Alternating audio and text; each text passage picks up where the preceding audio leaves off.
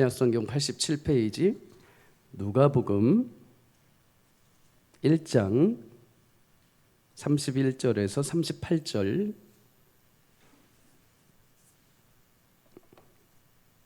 우리 한 절씩 함께 읽고 마지막 절 합독하겠습니다. 보라, 내가 잉태하여 아들을 낳으리니 그 이름을 예수라 하라. 그가 큰 자가 되고 지극히 높은 이의 아들이라 일컬어질 것이요 주 하나님께서 그 조상 다윗의 왕위를 그에게 주시리니 영원히 야곱의 집을 왕으로 다스리실 것이며 그 나라가 무궁하리라. 마리아가 천사에게 말하되 나는 남자를 알지 못하니 어찌 이 일이 있으리이까.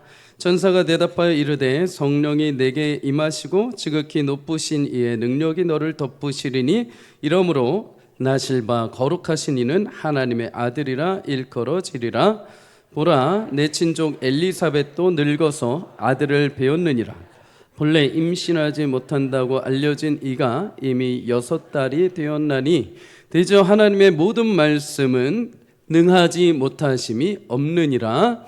마리아가 이르되 주의 여종이오니 말씀대로 내게 이루어지다매 천사가 떠나가니라. 아멘. 오늘 본문을 가지고 하나님의 말씀 이루어진 사실이란 제목으로 말씀을 나누겠습니다. 사랑하는 여러분, 하나님의 말씀은 살아 운동력 있는 줄 믿습니다. 하나님의 말씀은 반드시 완성이 되고 성취가 됩니다. 오늘 말씀은 누가복음 1장 사실 전체입니다. 전체를 아우러서 함께 잠시 말씀을 나누겠습니다. 여러분, 누가복음 말씀을 이제 나누게 될 텐데요. 여러분, 누가복음은 누가 기록을 했을까요? 누가. 똑똑하시네요. 네, 누가가 기록을 했습니다. 누가. 하나님이 누가에게 감동을 주셔서 누가가 기록했죠. 누가는 누가복음과 사도행전을 이렇게 기록을 하게 됩니다.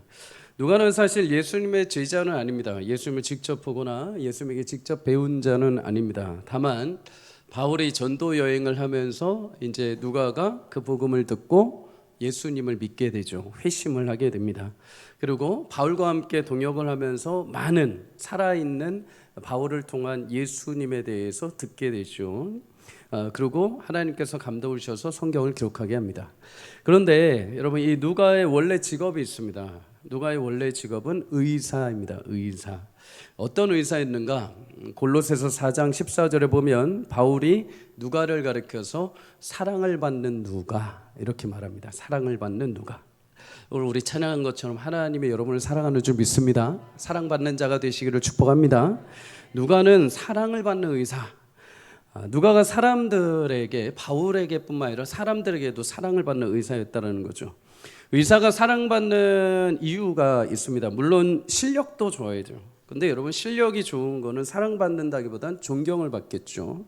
근데 사랑받는다는 것은 그 두 개를 합쳐져 있습니다. 실력도 좋지만 환자들을 살뜰히 살피는 사람인 거죠. 명예나 부를 위해서 환자들을 자신의 이용 가치로 수단으로 사용하는 것이 아니라 진짜 그 영혼을 위해서 정말 환자들을 치료하는데 그에게 필요한 치료들을 공급해주는 돌보는 의사였습니다. 누가 이런 인격과 태도를 디모데 후서에서 우리는 또한 발견할 수 있습니다. 바울은 순교하기 전에 마지막으로 디모데 후서를 기록을 해서 보내죠. 디모데에게 내가 이제 죽기 직전이니 이제 죽을 때가 되었으니 제발 나에게 이제 찾아와라 라고 얘기를 합니다. 그래서 누가복음 4장에 보면 바울은 자신 곁에 이제 아무도 남지 않았다 이렇게 말합니다. 데마도 떠났고 그레스게도 떠났고 디도도 떠났다. 그런데 유일하게 지금 자기 곁에 남아있는 동역자가 한 명 있는데 그가 바로 누가라고 말합니다. 누가만 나와 함께 있다 이렇게 말하죠. 여러분, 누가는 바울 곁을 떠나지 않고 계속해서 바울이 로마에 가서 순교하는 순간까지 옆에서 같이 동역했던 사람입니다. 사랑하지 않을래야 사랑할 수밖에 없겠죠. 복음을 물론 전하기 위해서 바울의 평생 곁에 있었기도 하지만은 그가 바울 곁에 있었던 또 하나의 이유가 있죠. 의사였기 때문입니다. 바울은 여러분 전도여행을 하면서 그냥 멋지게 옷을 차려입고 가는 곳마다 황송하게 대접을 받은 자가 아닙니다. 가는 곳마다 매일같이 욕먹고 쫓겨다니고 돌에 맞기도 하고 배가 파손되기도 하고 죽기 직전까지 매를 맞고 돌에 치이기도 했습니다. 그런데 여러분, 신기하게도 바울이 자신이 그렇게 죽을 지경까지 되었다라고 성경에서 고백을 하는데 그 다음에 어떻게 하는 줄 아십니까? 다시 일어나서 또 다른 지역으로 가서 복음을 전합니다. 여러분, 바울이 슈퍼맨일까요? 바울은 회복력이 막 만장일까요? 아니면 물론 하나님이 그에게 힘과 능을 주셨겠죠. 하나님께서 위로를 주시고 새 힘을 밤마다 주셨겠죠. 그런데 그의 곁에 항상 의사인 누가가 함께 있었습니다.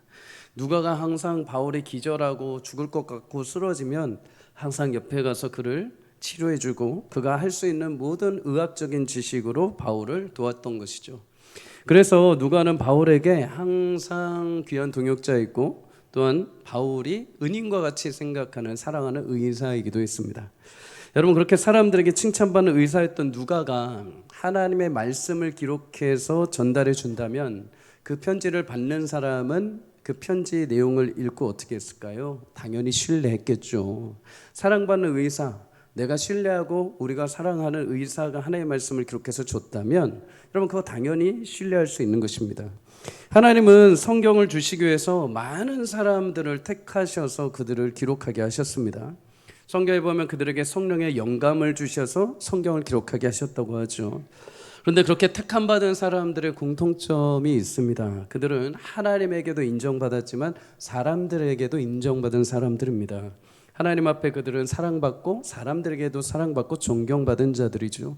모세도, 다윗도, 선지자들도, 바울도, 그리고 오늘 누가도 사랑받는 의사였다라고 말합니다. 사랑하는 여러분, 하나님 앞에 신실하고 의로운 성도로 기록될 뿐만 아니라 여러분의 삶의 자체 모든 면에서도 사람들에게 사랑받고 존경받는 사람들이 되시기를 주의 이름으로 축복합니다. 내가 예수를 믿는데 사람들에게 사랑받지 못한다? 그건 뭔가 앞뒤가 안 맞는 거죠. 여러분, 분명히 우리의 복음의 내용이 굉장히 중요합니다. 생명은 복음에 달려있는 줄 믿습니다.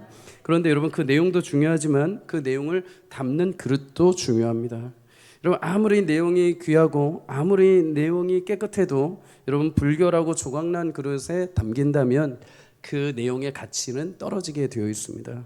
아무리 보배로운 내용이라 하더라도 그것을 누가 가지고 있고 누가 그것을 전하느냐에 따라 그 가치가 완전히 달라지는 것이죠. 여러분, 그 담은 그릇도 청결하고 아름답다면 그 안에 담겨있는 내용은 더욱 빛나게 될 줄 믿습니다. 여러분, 성도는 하나님의 귀한 말씀과 약속을 담아내는 그릇과 같은 존재들입니다. 그릇과 같은 존재들. 여러분, 이 자리에 계신 우리 모든 성도님들, 세상에서 사람들에게 사랑받는 그릇들이 되시기를 주의 이름으로 축복합니다.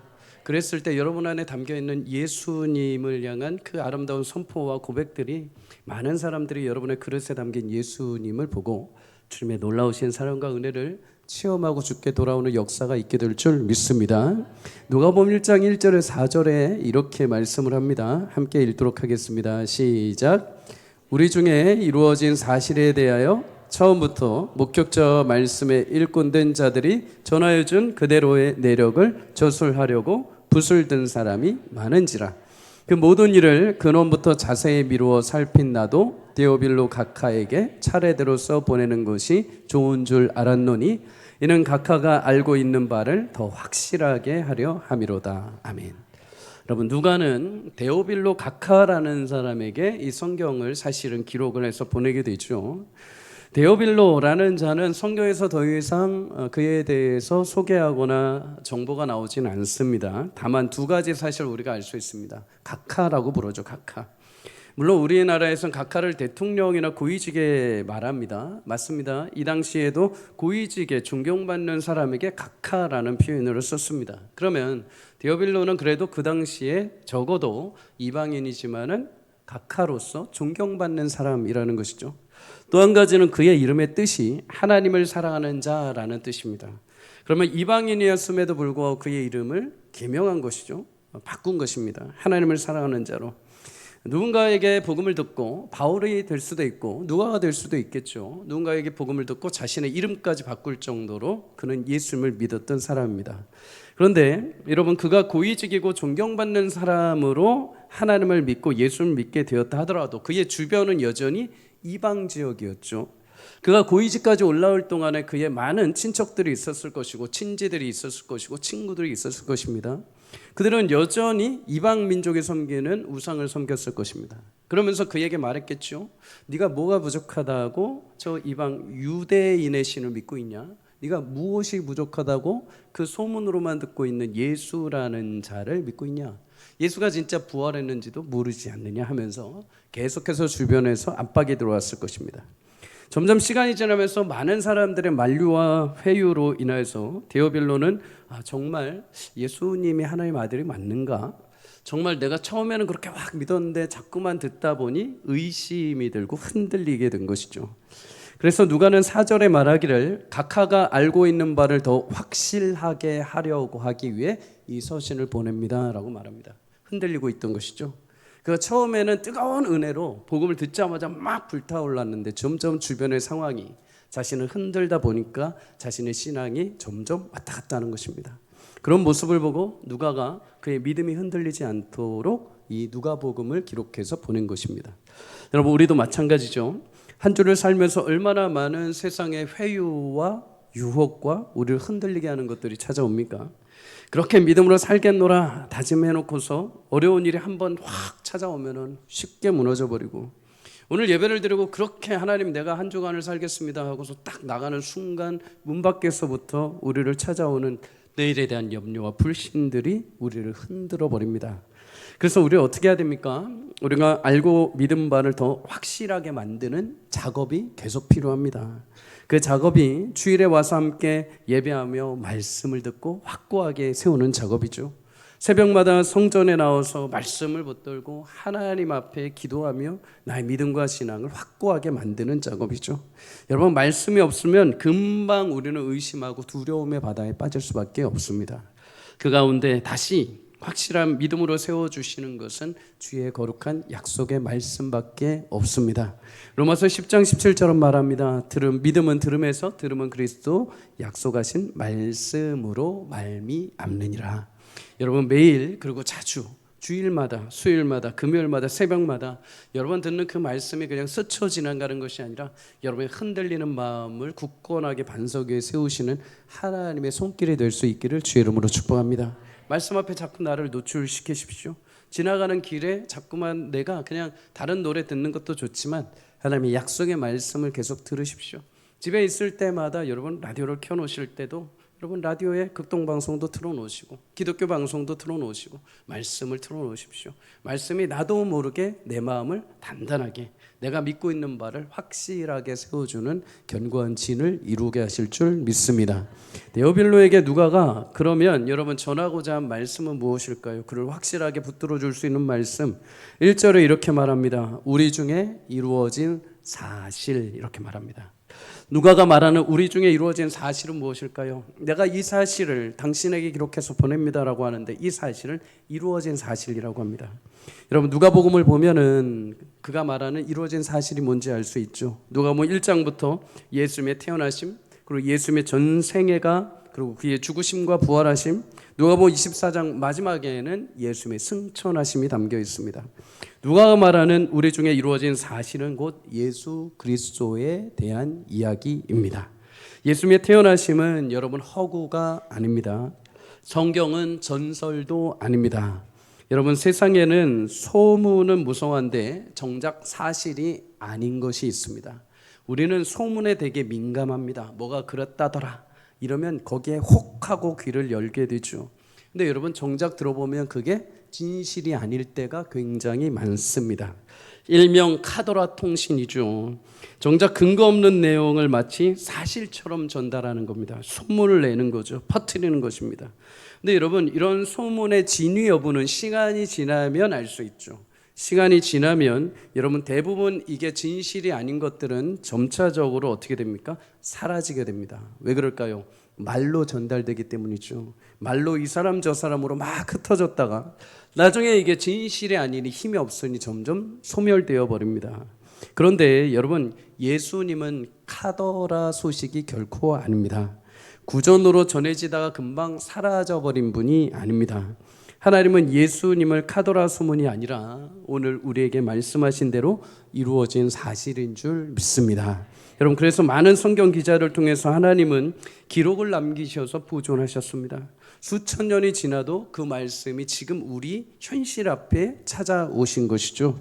성경 66권뿐만 아니라 온 성경이 증거하고 주장하는 목적은 예수님의 태어나심과 죽으심과 부활하심과 승천하심에 대한 하나님의 역사요 이루어진 사실임을 믿으시기를 주의 이름으로 축복합니다. 오늘 1장에 보면 예수님과 더불어서 그렇게 이루어진 사실, 예수님의 그 길을 예비했던 요한의 출생이 나옵니다. 예수님과 요한의 출생. 여러분, 하나님은 예수님이 태어나시기 전 400년 전에 마지막 선지자, 구약의 선지자 말라기 3장 1절에 예수님을 보내주시기로 약속하신 이후에 그보다 그에 앞서 그의 길을 예비하는 예수의 사자, 주의 사자를 보내주시기로 약속을 하셨습니다. 그래서 오늘 누가복음에는 그 주의 사자인 요한과 그리고 예수님에 대한 탄생에 대한 이해가 같이 들어가 있는 거죠. 요한은 요단강에서 죄인들을 향해서 죄를 회개하라, 주님 오실 것을 예비하라 하면서 세례를 베풀었기에 세례 요한이라고 부르죠. 먼저 요한과 예수님의 태어나신 시기를 우리가 한번 살펴볼 필요가 있습니다. 1장 5절 우리 함께 읽도록 하겠습니다. 시작. 유대왕 헤롯 때에 아비야 반열에 제사장 한 사람이 있었으니 이름은 사가랴요 그의 아내는 아론의 자손이니 이름은 엘리사벳이라. 아멘. 요한과 예수님이 태어난 시기에 대해서 누가가 이야기를 합니다. 그런데 그 시기가 언제냐? 유대 왕 헤롯 때라고 말합니다. 헤롯. 여러분, 헤롯 왕이 그 당시에 유대 지역을 총괄하면서 점령했던 왕이죠. 헤롯 왕은 당시 유대인들에게는 그런데 굉장히 압제를 심하게 했습니다. 폭력도 심하게 했고 잔혹한 왕 중에 한 명입니다. 심지어 그는 유대인의 왕으로 예수님이 태어나실 거라는 소식을 동방 박사들에게 들었을 때 어떻게 합니까? 그 주변에 예수님과 나이 또래에 있던 모든 아가, 남자들을 모두 죽이라, 사내 아이들을 죽이라고 명령할 정도로 굉장히 피도 눈물도 없던 왕이죠. 시기적으로 어떻게 보면 헤롯 왕 시대라는 것은 굉장히 암울한 시대입니다. 어두운 시대. 그렇다면 여러분, 요한의 가정은 어떠했을까요? 요한의 아버지는 아비야 반열의 제사장 사가랴라고 말합니다. 사가랴. 그리고 어머니는 레위 지파 가문의 아론 후손인 엘리사벳이라고 하죠. 잘은 모르겠지만 여러분, 분명한 것은 이 부부가 굉장히 전통적으로 제사장 가문이고 또한 전통적으로 레위 지파 가문입니다. 혈통으로 보자면 남부러울 것 없는 하나님의 택함 받은 기업의 가문입니다. 심지어 요한의 부모는 1장 6절에 보면 하나님 앞에 의인으로 주의 계명과 규례와 흠이 없을 정도로 하나님 앞에 신실하게 살았다라고 말합니다. 하나님 앞에 혈통도 좋고 신실한 믿음으로 살아간 부모. 그런데 여러분, 이 가정에도 남모를 아픔이 있었습니다. 1장 7절에 보면 아내 엘리사벳에게 자식이 없는 겁니다. 자식이. 여러분, 심지어 시간이 지나서 두 사람 모두가 이제 나이가 들어서 노년에 이르게 된 시점이죠. 당시 이스라엘 백성들은 자녀를 하나님이 주신 축복으로 믿었습니다. 축복으로. 반면에 자식이 없으면 하나님이 저에게 뭔가 저주를 하셨다, 뭔가 징계를 하셨다라고 여겨지던 시대였죠. 그러니 여러분, 엘리사벳, 사마리아 아내 엘리사벳이 얼마나 억울했겠습니까? 남편이 제사장입니다. 나는 혈통적으로 하나님의 기업인 레위 지파 후손입니다. 더군다나 우리가 하나님 앞에 신실하게 말씀을 지키고 의로운 삶을 살았습니다. 그런데 정작 자식이 없다 보니 사람들이 뭐라고 하겠습니까? 저 사람들은 분명 집에서 뭔가 딴짓을 하고 있을 거야. 하나님께서 뭔가 저 사람들 저렇게 가문은 좋을지 모르지만 뭔가 큰 죄를 범했을 거야. 얼마나 억울했겠습니까? 그러니 이거 말하지도 못하고 속으로 끙끙 앓고 상처만 가지고 있었던 것이죠. 늘 부끄럽고 고통스러운 시기를 살았습니다. 요한의 부모는 그렇게 더 이상 신체적으로 나을 수도 없고 어떤 기대도 어떤 변화도 할 수 없는 암울한 현실 속에 있었던 거죠. 그렇다면 여러분, 예수님을 잉태한 마리아의 시기는 어떨까요? 1장 26절에서 27절 우리 함께 읽도록 하겠습니다. 시작. 여섯째 달에 천사 가브리엘이 하나님의 보내심을 받아 갈릴리 나사렛이란 동네에 가서 다윗의 자손 요셉이라는 사람과 약혼한 처녀에게 이르니 그 처녀의 이름은 마리아라. 아멘. 예수님의 육신의 어머니인 마리아, 이 여인은 어디에 살고 있었는가? 갈릴리 나사렛이라고 합니다. 갈릴리 나사렛은 유대인의 생활의 중심지였던 예루살렘하고는 거리가 좀 떨어져 있는, 죄송하지만 촌동네였던 거죠. 더군다나 이 나사렛은 이방인 상인들과 로마 군인들이 많이 왕래했던 지역입니다. 그래서 이 지역은 별명이 하나 있었습니다. 이사야 9장 1절에 보면 이 갈릴리를 가리켜서 이방의 갈릴리라고 합니다. 하나님께서 택하신 민족의 갈릴리가 아니라 이방 사람들이 워낙 자주 다니고 이방과 같은 갈릴리다라고 표현할 정도이죠. 여러분, 또한 당시 마리아는 다윗의 자손 요셉이라는 남성과 약혼한 상태였습니다. 약혼한 상태. 이스라엘은 보통 바로 결혼하지 않고 예수님 당시에는 약혼이라는 걸 먼저 합니다. 약혼이라는 걸 먼저 하고 각자 집으로 돌아갑니다. 그래서 남녀는 1년 동안 만나지를 못하죠. 서로 잘 준비하고, 남편의 집에서는 아내를 얻어오기 위해서 돈을 마련하고 준비하고, 아내는 1년 동안 생활하면서 자신의 처녀로서의 순결성을 증명하게 됩니다. 1년 후가 되면 이제 그 신랑 쪽 아버지가 날짜를 정하고 아내를 맞이하러 가는 것이죠. 여러분, 합법적으로 부부가 되기 위해서 1년이라는 시간이 필요합니다. 그런데 마리아는 지금 결혼을 하기 위해서 약혼해 놓은 상태입니다. 그런데 여러분, 1년이 지날 때까지 기다려야 되는데 지금 당장 만약에 아기를 낳게 된다면 심각한 결과가 초래되는 것이죠. 이 결혼이 파혼되기도 하고 심지어 자신의 부모님에게 정죄당할 수도 있는 상황이었습니다. 이와 같이 당시 헤롯이 왕정을 잡고 있던 시기나 고령의 엘리사벳이나 약혼한 마리아의 나사렛 갈릴리 현실이나 마리아의 현실만 보더라도 어느 것 하나 예수님이 그 길을 준비한 요한이 태어날 시기와는 상황이 별로 좋지 않습니다. 인간적으로 보면은 가장 어둡고 힘든 시기입니다. 굳이 지금 태어날 필요가 없는 시기이죠. 하나님은 굳이 이 시기에 요한을 태어나게 하시고 예수님을 보내십니다. 여러분, 성경에 무엇을 말씀하려고 하실까요? 여러분, 한 가지 사실을 기억해야 됩니다. 하나님은 가장 어려운 시기를 하나님의 부흥으로 바꾸시는 분인 줄 믿습니다. 여러분, 인간적으로 이렇게 생각할 수 있습니다. 하나님 약속이라 하더라도 조금 더 더지죠. 조금 더 지나서, 아니면 조금 더 좋은 왕의 시기에, 조금 더 부모가 젊었을 때, 조금 더 좋은 환경과 동네에서, 조금 더 마리아가 결혼한 이후에, 아이들을 조금 난 이후에 라고 생각할 수 있습니다. 그런데 여러분, 하나님은 우리 인생의 상황과 환경에 맞춰서 일하시는 분이 결코 아닙니다. 하나님은 지금 나의 현실이 어려우니까 눈 감고 너가 지금 상황이 그러니까 내 계획 잠깐 스킵할게 하시는 분이 결코 아닙니다. 나의 현실과 상황과 상관없이 하나님은 그 계획을 성취하시고 완성하시는 분인 줄 믿습니다. 요즘 사람들이 그렇습니다. 요즘 많이 어려운 시대를 살고 있다고 하죠. 사회적으로, 청년들 경제적으로, 심지어 교회도 어렵다고 말을 합니다. 그러다 보니까 어느 순간부터 그렇게 말은 하고 우리가 걱정을 하는데 나도 모르게 패배주의에 사로잡혀 있습니다. 나도 모르게 아니람에 사로잡혀 있고 나도 모르게 안 된다라는 의식이 우리 안에 사로잡혀 있을 때가 있습니다. 애들도 없고 부흥도 안 되고 사람들이 모이려 하지도 않고 옛날만큼 그렇게 섬기려 하지 않는다면서 점점 암울한 말들만 우리 가운데 나타납니다. 걱정은 하는데 그게 되어버리도록 말을 하고 있다는 것이죠. 그래서 뭐만 하자고 하면 안 된다고 합니다. 뭐만 얘기하면은 현실적으로 불가능할 것을 먼저 생각을 합니다. 옛날은 몰라도 지금은 안 된다고, 어렵다고 자꾸만, 지금이 어느 시대인데 그거를 말하냐고 자꾸만 합니다. 그런데 여러분, 시대는 언제나 여러분 편 아니었습니다.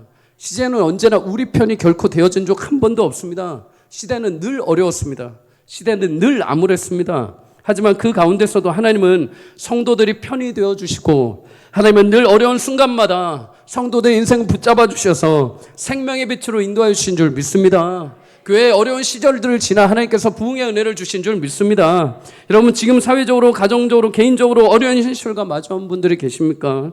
하나님 바라볼 수 있기를 주 이름으로 축복합니다. 자꾸 현실 생각해서 눈앞에 있는 현실과 마주하면서 이거 안 되고 저거 안 되고 계산하기보다도 하나님 어려운 현실을 뚫고서라도 예수님을 이 땅에 보내주신 것처럼 여러분의 어려운 현실과 가정과 가정 형편, 사업장 모든 그곳에서 하나님께서 약속하신 대로 그 일들을 이루어 주실 줄 믿습니다. 부흥의 순간은 내가 만들어낸 타이밍에 일어난 것이 아니라 하나님이 역사하시는 타이밍에 일어나게 됩니다. 여러분, 그 부흥을 바라볼 수 있기를 주 이름으로 축복합니다.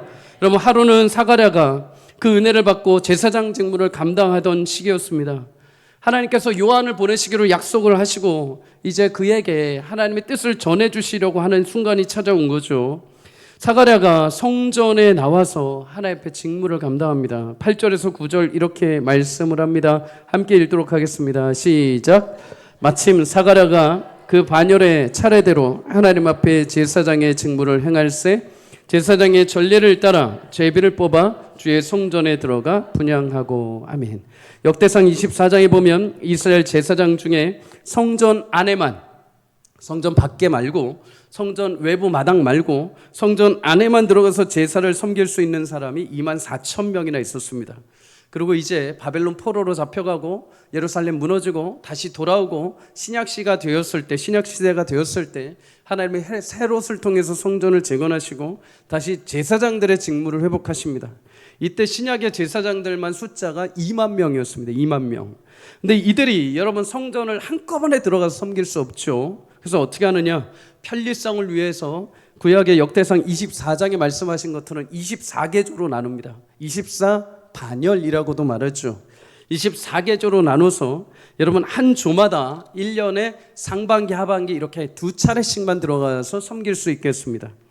여러분 한 조마다 대략 2만 명이 24계조로 나누면 대략 800명입니다. 800명. 여러분 이 800명이 돌아오는 1년에 딱 두 번에 한두 명씩 들어가야 됩니다. 그럼 이 800명도 전부 다 평생에 한 번도 하나님의 성전에 못 들어갈 확률이 굉장히 많은 것이죠. 여러분 그래서 어떻게 하느냐? 나이순 연차별이 아니라 공평하게 제비를 뽑아서 집어넣기로 합니다. 제비로. 여러분 제비로 뽑는 것 공평하게 하나님께서 택하시게 하는 것이죠. 근데 이날 성전에 들어가서 분향함으로 섬길 제사장을 뽑는데 누가 뽑히느냐? 요한의 아버지인 사가랴가 뽑히게 됩니다. 사가랴. 제사장들에게는 여러분 성전에 들어가서 분향하는 이 직무를 감당하는 것이 굉장히 큰 영광이었습니다. 자신의 평생토록 1년에 딱 두 번 들어가는데 그 두 번의 기회마저도 자신의 분할된 지파에 800명이 기다리고 있습니다. 근데 그 800명 가운데 뽑히는 게 얼마나 큰 은혜였겠습니까? 내가 제사장이 됐는데 단 한 번도 성전에 들어가지 못하고 내 생을 마감한다는 것처럼 비참한 순간이 어디 있겠습니까? 그러니 여러분이 제비를 뽑을 때마다 얼마나 사모했겠습니까? 하나님 저를 뽑아주십시오. 하나님 제가 제사장인데 적어도 한 번 저 성전 성소 안에 들어가서 한 번이라도 분향할 수 있게 해주십시오. 여러분 사가랴는 또 그렇죠. 이제 아이도 없고 나이까지 들었습니다. 이제 조금 있으면 주님이 부르시는 순간이 다가올 것입니다. 얼마나 마지막으로 한 가지 소원이 있다면 자식도 소원이지만 하나님 앞에 들어가서 내가 하나님을 섬길 수 있는 그 자리를 얼마나 연모했겠습니까? 여러분 그런데 하나님이 사가랴에게 제비를 뽑히게 하시는 은혜를 주셔서 성전 안에 불러들이십니다. 여러분 우연일까요? 아니요. 여러분 하나님의 역사와 계획에는 결코 우연이 없습니다. 성도의 삶에는 우연이 없고 하나님의 섭리만 있는 줄 믿습니다. 잠언 16장 33절에 말하죠. 제비는 사람이 뽑으나 모든 일을 작정하기는 여호와께 있느니라. 여러분 그렇게 사가랴를 하나님 제비 뽑으셔서 성전 안에 들어와서 분향할 때 천사가 옆에 나타나서 요한의 출생에 대한 소식을 전해준 것입니다. 여러분 우리도 이런 제사장들과 같이 주의 전을 사모하는 섬기는 사모하는 마음이 있기를 주의 이름으로 축복합니다. 내가 지금 섬기는 것은 결코 우연이 아닙니다. 내 마음대로 섬기는 것이 아닙니다. 하나님이 택해 주신 은혜임을 여러분 기억하시기를 주의 이름으로 축복합니다. 성도님들 25년도 시작하시면서 여러분들이 기도 제목을 내셨습니다. 여러분들은 기억 안 나실지 모르겠지만 저한테 주셨습니다. 그리고 저는 금요일마다 그거 가지고 기도하고 있습니다. 그런데 제가 기도 제목으로 이렇게 기도하는데 그 기도 제목 가운데 저의 마음에 감동을 주신 기도 제목이 하나 있습니다. 80이 되신 우리 성도님 중에 그분의 기도 제목이 저의 마음에 훅 들어왔습니다. 기도 제목의 일부분에 이런 문구가 있습니다. 하나님, 이 죄인 주님 전에 가기까지 주님의 은혜에 감사하며 봉사 잘하게 건강을 지켜주십시오. 쉽게 말해서 내가 주님 부르시는 그날까지 이 성전을 내가 섬길 수 있도록 건강 주시고 주님 부르시는 그날까지 은혜로 이 섬김을 감당하게 해주십시오. 여러분 성도님이 하시는 이 봉사가 죄송하지만 저처럼 아무것도 안 하면서 앞에서 드러나는 자리가 결코 아닙니다. 자랑할 만한 자리도 거기 아닙니다. 어떻게 보면 우리 교회에서 제일 고생하는 자리입니다. 그런데 이렇게 기도할 수 있는 이유가 무엇입니까? 이 죄인이. 여러분, 우리가 섬기는 모든 분들 기억하십시오. 나는 자격이 있어 섬기는 자가 아니라, 내가 해주는 것이 아니라, 이 죄인임에도 불구하고 하나님이 나를 불러주셨다는 사실을 기억하시기를 주의 이름으로 축복합니다. 누군가는 그 자리를 사모하여서, 누군가는 그 자리를 정말 목숨 걸고 한 번이라도 서기를 원해서 기다리고 있는 자들도 있습니다. 사랑하는 여러분, 교회를 섬기는 것 감격과 은혜와 감사로 섬길 수 있기를 주의 이름으로 축복합니다. 주님 부르시는 날, 주님이 나에게 그것을 택하셔서 주셨다면 얼마든지 하나님 거둬가실 수 있습니다. 무슨 말입니까? 기한이 있다는 것입니다. 내가 나중에 하고 싶어도 더 이상 할 수 없는 순간이 오게 된다는 것입니다. 여러분, 하나님이 여러분들에게 지금 섬김의 자리를 주셨습니까? 감사함으로 섬길 수 있기를 주의 이름으로 축복합니다. 우리 안수 집사님들 몇 분이시죠? 8분인가요? 맞습니까? 8분이 여러분 매주마다 기도를 한 번씩 하니까 몇 번씩 돌아올까요? 2달에 한 번씩 돌아옵니다. 엄청 빨리 돌아옵니다. 얼마나 힘드시겠습니까? 우리 안수 집사님들 기쁨과 감사함으로 그 자리를 지켜주시기를 축복합니다. 억지로 하는 것이 아니라 감사로 기도할 수 있기를 축복합니다. 여러분, 저를 비롯하여 섬기는 모든 분들 이 마음을 가질 수 있기를 축복합니다. 하나님께는 우연이 없습니다. 나를 택하시고 지금 섬김의 자리, 봉사의 자리에 세워주셨습니다. 그 자리는 여러분 로또 맞는 것보다 더 힘든 자리입니다. 하나님 허락하심 없으면 아무도 함부로 설 수 없는 자리입니다. 그리고 마침내 하나님은 그 자리를 거두신 날이 올 것입니다.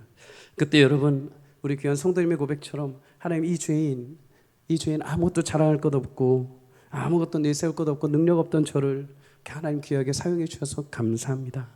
그리고 하나님께서 그래, 충성을 다한 내 종 너무도 애썼다라는 귀한 은혜와 하나님의 귀한 칭찬을 받을 수 있기를 주의 이름으로 축복합니다. 여러분, 마지막으로 천사 가브리엘이 출생의 소식을 전해 주었을 때 사가랴와 마리아의 반응을 살펴보려고 합니다. 여러분, 1장 13절에 보면 분양하던 사가랴에게 천사가 나타나죠. 그리고 간구한 대로 그의 아내 엘리사벳에게 아들 요한을 낳게 해줄 것이라고 말을 합니다. 여러분, 이 소식은 사가랴가 그토록 기다리던 소식입니다. 그토록 기도해왔던 제목입니다. 근데 이 소식을 듣고 사가랴가 여러분 어떻게 반응하는 줄 아십니까? 1장 18절 함께 읽습니다. 시작. 사가랴가 천사에게 이르되 내가 이것을 어떻게 할리요? 내가 늙고 아내도 나이가 많으니이다. 아멘. 여러분, 사가랴가 열심히 기도를 해놓고 하나님의 천사로부터 분명히 응답을 받았습니다. 그런데 정작 그 응답에 의심을 하기 시작합니다. 불신앙으로 대한 거죠. 왜 의심합니까? 현실에 장애물을 보았기 때문이죠. 여러분, 기도할 때 현실의 장애물을 뒤로 물리시기를 주의 이름으로 축복합니다. 나도 늙고 아내도 늙었는데 어떻게 그것이 가능합니까? 여러분, 성도들이 흔히 기도하면서 범하는 실수가 한 가지 있습니다.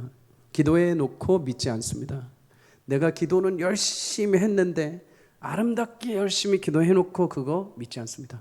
자녀를 위해서, 신앙을 위해서, 교회를 위해서, 나라와 민족을 위해서 그렇게 기도해 놓고서 입술에서는 돌아가면서 아휴, 저럴 줄 알았다 하면서 여러 가지 한탄과 아쉬움의 고백들이 나옵니다. 그런데 여러분, 오늘 이 의심을 누가 합니까? 사가랴가 합니다. 제사장이 합니다. 사랑하는 특별히 우리 저를 비롯한 우리 중직자분들, 하나님 앞에 신실하게 기도하시고 여러분 그 기도를 믿음으로 취할 수 있기를 주의 이름으로 축복합니다. 자꾸 장애물 때문에 여러분 오히려 아이들은 기도하고 나서 순결하게 그것을 받습니다. 아이들은 기도한 대로 이루어질 것이라 믿으면 정말 두 손 꼭 쥐고 엄마 아빠 건강을 위해, 아빠 일을 위해 피곤하지 않게 해달라고 진짜 신실하게 기도를 합니다. 근데 여러분, 나이가 들수록 신앙이 연륜이 차고 저같이 앞에 설교하는 사람들은 기도는 멋들어지게 하는데 그거에 대한 응답과 기대를 점점 상실할 때가 있습니다. 그래서 우리는 늘 깨어 있어야 하는 것이죠. 여러분, 이와 비슷한 내용의 사도행전 10장에 나옵니다. 복음을 전하다가 야고보가 순교하죠. 베드로는 옥에 갇히게 됩니다. 이 모습을 보고 옥에 갇힌 베드로를 위해서 사도행전 12장 5절에 보면 온 교회가 모여서 간절하게 기도합니다. 뜨겁게 기도합니다. 여러분, 이제 막 불탔던 초대교회입니다. 이제 막 베드로가 복음을 전해서 막 불타오르던 시대입니다. 그런데 베드로가 옥에 갇혔습니다. 그러니 남아있던 마가의 다락방에 있던 성도들이 얼마나 뜨겁게 기도를 했겠습니까? 성령이 이제 막 오셔가지고 뜨거워진 상태에서 기도를 했던 사람들. 근데 여러분, 하나님이 그 기도에 응답하셔서 천사를 보내셔서 베드로를 옥에서 나오게 하십니다. 여러분, 베드로가 성도들이 모여있는 마가의 집으로 찾아갑니다. 문을 두드립니다. 여러분 이때 로데라는 작은 여자아이가 나옵니다. 그런데 여러분 로데가 베드로를 본 것이 아닙니다. 보지 않고 베드로의 목소리를 들었다고 합니다. 목소리를 듣자마자 문을 열려고 가다가 목소리를 듣고 나서 로데라는 이 어린아이가 어떻게 하는 줄 아십니까? 베드로다 하면서 기뻐합니다. 베드로가 왔다 하면서 보지도 않고 기뻐합니다. 그래서 저기 기도하고 있는 어른들한테 가서 알립니다. 우리 기도 응답됐어요. 베드로가 왔어요 라고 했을 때 기도 열심히 하던 성도님들이 뭐라고 반응을 합니까? 와, 베드로 왔어 하면서 뛰쳐나온 게 아닙니다. 막 기도하고 있는데 에이, 기도하는데 방해하지 마. 무슨 베드로야? 미쳤어. 제가 한 얘기는 아니라 진짜 미쳤어 하는 말이 있습니다. 사도행전에. 로데는 믿지 않습니다. 로데가 다시 와가지고 진짜라고요. 아니야, 너게 잘못 봤을 거야. 천사일 거야, 천사. 근데 여러분 계속해서 밖에서 베드로가 문을 두드립니다. 그럼 이제 밖에서 진짜 문을 두드리는 소리를 듣고 그때 문을 활짝 열었을 때 베드로가 눈앞에 딱 나타난 거죠. 사랑하는 여러분, 간절히 기도해 놓고 믿지 못한 것입니다. 여러분, 기도하고 믿을 수 있기를 주의 이름으로 축복합니다. 불가피한 현실에서 기도하는 것이 믿음이 아니라 여러분 그런 현실 가운데서도 기도한 나의 목소리를 하나님이 들으시고 응답하신다는 것이 믿음입니다. 여러분 믿음 없이도 기도할 수 있습니다. 그러나 믿음 없이는 응답을 볼 수가 없습니다. 야고보서 1장 6절은 말합니다. 오직 믿음으로 구하고 조금도 의심하지 말라. 의심하는 자는 마치 바람에 밀려 요동하는 바다 물결 같도다. 여러분 기도하는 것뿐만 아니라 내가 지금 기도하는 것, 우리가 지금 모여서 기도하는 것, 이 기도 하나님이 들으시고 반드시 응답하신다는 사실을 기다릴 수 있고 기대할 수 있고 믿을 수 있기를 주 이름으로 축복합니다. 그렇다면 여러분 마리아는 마지막으로 어떨까요? 천사 가브리엘이 6개월 후에 이제 하나님의 또 보내심을 받습니다. 마리아에게 찾아옵니다. 그리고 예수님의 잉태 소식을 처녀 마리아에게 전하죠. 여러분 만약 처녀로서 약혼하여 이제 결혼을 앞두고 있는데 여러분들이 만약 이 소식을 들었다고 하면 얼마나 충격이겠습니까? 당연히 의심이 되겠죠. 나는 한 번도 남자를 만나본 적이 없는데 한 번도 요셉이라는 사람과 정혼한 이후에 한 번도 남자와 손잡아 본 적도 없는데 어떻게 이 일이 가능합니까? 라고 물었을 때 천사가 마리아에게 차분히 설명을 해줍니다. 천사도 약간 편파적인 것 같습니다. 사가랴에게는 그걸 믿지 않았다고 벙어리가 되게 해놓고선 마리아에게는 차분하게 얘기를 해줍니다. 35절에 성령이 너에게 임하시고 지극히 높으신 이의 능력을 너를 덮으실 것이다. 내 친족 엘리사벳도 요한의 엄마도 늙어서 아들을 배었느니라. 하나님의 이 음성과 같은 천사의 소식을 듣고 마리아가 어떻게 반응하는지 아십니까? 37절 38절 우리 함께 읽습니다. 시작. 대저 하나님의 모든 말씀은 능하지 못하심이 없느니라. 마리아가 이르되 주의 여종이오니 말씀대로 내게 이루어지이다 하매 천사가 떠나가니라. 아멘. 여러분 마리아는 구하지 않았습니다. 마리아는 간절히 소망한 적도 없습니다. 마리아는 육체적으로 그럴 가능성도 없던 여인입니다. 그런데 딱 한 가지, 내가 구하지도 않았고 내가 바라지도 않았고 그럴 상황도 안 되지만은 마리아는 자기가 누구이고 하나님 누구인지 분명히 알았습니다. 하나님은 불가능함이 없는 분이십니다. 하나님은 나의 주인이시고 나는 그의 여종입니다. 그가 말씀하셨다면 그의 말씀이 옳으십니다. 내가 남자를 만나지 않았더라도 성령의 능력이 부으신다면 하나님 말씀하신 대로 그 일이 이루어질 줄 믿습니다. 여러분 그랬을 때 죄 없으신 예수님이 그 마리아의 몸을 통해서 하나님의 약속이 그냥 허문한 소문이 아니라 이루어진 사실로 이 땅 가운데 찾아오신 줄 믿습니다.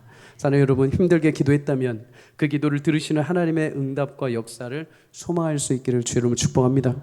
설령 내가 구하지 않고 예상하지 못했던 현실과 마주한다 하더라도 그 모든 일 속에서 하나님 말씀하신 대로 능하지 못함 없이 하나님 그 일을 이루시는 분이십니다. 주님의 종입니다. 주님 말씀하신 대로 불가능이 없으신 주님 내게 말씀하신 대로 그 일을 이루어 주십시오.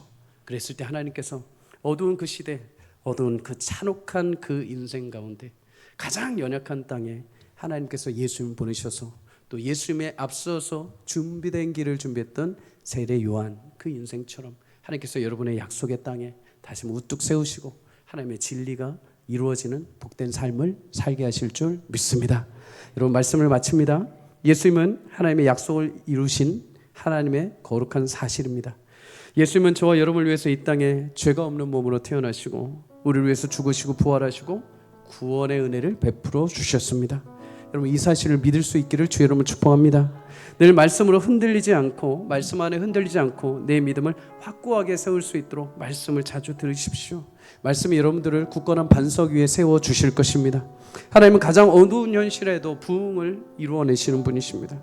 성도의 인생은 결코 우연이 없습니다. 하나님이 약속하신 섭리만이 진행되고 있습니다. 오직 하나님이 약속하신 뜻의 섭리와 역사가 여러분들 삶에 진행되고 있다는 사실을 기억하십시오. 여러분 하나님이 구원하시는 귀한 주의 일꾼들로 부르셨음을 기억하십시오. 오늘 이 자리에 선 것 내 능력이 아니요 하나님이 세우신 자리입니다.